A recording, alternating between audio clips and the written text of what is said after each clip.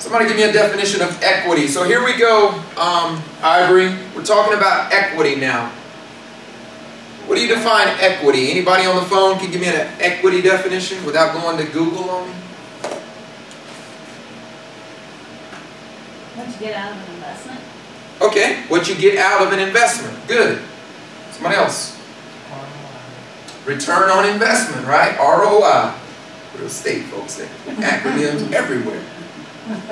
ROI. Right? I've looked up Webster's definition. It said a right, a claim. Can you read that? Is that too small? A right, a claim, or interest existing. The money value or ownership right in a property. So, right? Something you get out of it. ROI, return on investment. And here's a simple analogy. Bought a house, it's $200,000, right?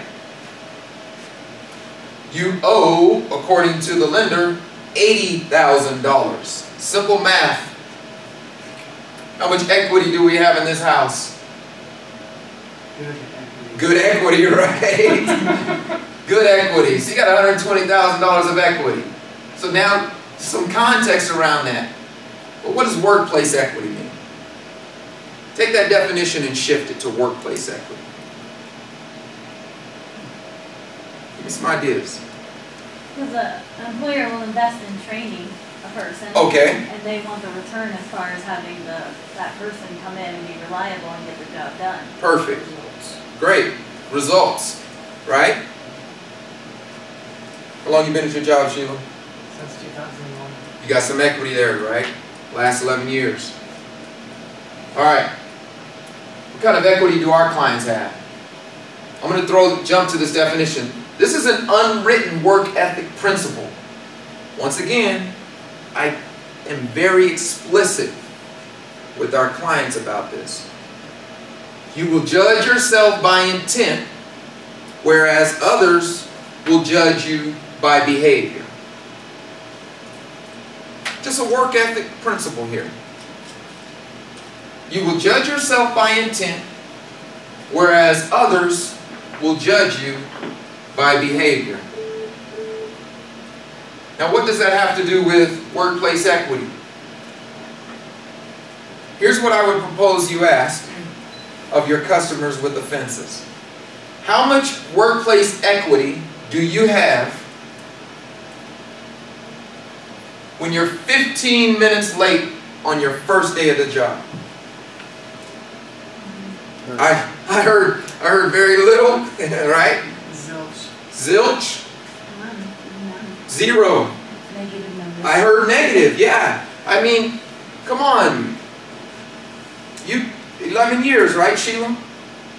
You can show up at 8:15, 8:30, 9 o'clock without having to check in or submit a leave slip, right? You got workplace equity. We've got clients that are showing up not only late on their first day of the job, they're showing up late for the interview. They're already losing. Can you see how this has value communicating this to them? From day one. I had a client last Friday in class. He said, "Will, here's my thing, man. I went to jail. I got hired at Costco. And I went to jail 2 days before they were starting me. And I tried to call him and ask him to hold the job. But I don't know why, when I came out, they had no job for me." So I said, "So you," because we were talking about what he was going to put on his application for the reason of this last deal. He said, "Yeah, I didn't get the job because they didn't hold it for me while I was in jail." Okay, so I got a lot of work to do there, Bonnie. Right? I mean, I can laugh it off and go, but am I doing him any justice going, come on, man, yeah. I got to unpack that with him. And so this is where our starting ground was for that type of response. I had to go back and say, now what is it that employers, and we really did it more on a peer-to-peer model. We let his class, the other folks in the class, tell him where he went wrong. So what is an employer looking for? For you to show up when scheduled. You have zero equity at this job. It costs employers $30,000 to turn over a minimum wage worker. you have zero equity, or as Claudia said, maybe negative equity. And persons with offenses or any red flags or concerns or big issues in their background, they've got to overcompensate. Communicate that with your clients. Let them know that workplace equity analogy, and if you give it to them in context of these are the 4 criteria that you got to meet, not only for an employer, you got to meet that meeting with me.